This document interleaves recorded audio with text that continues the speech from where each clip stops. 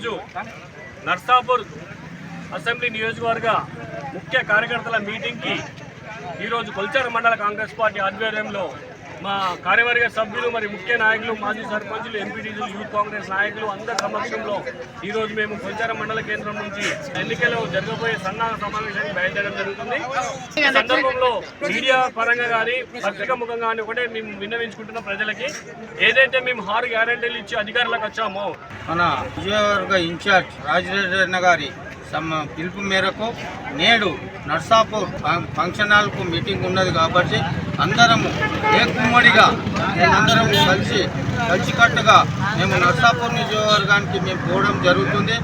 అదేవిధంగా ఇంతకుముందు ఇచ్చినటువంటి మనము 3 నెలల పాలనలో 6 గ్యారంటీలు ఇస్తే 3 నెలలలో 4 గ్యారంటీలు మనం అమలు చేయడం జరిగింది.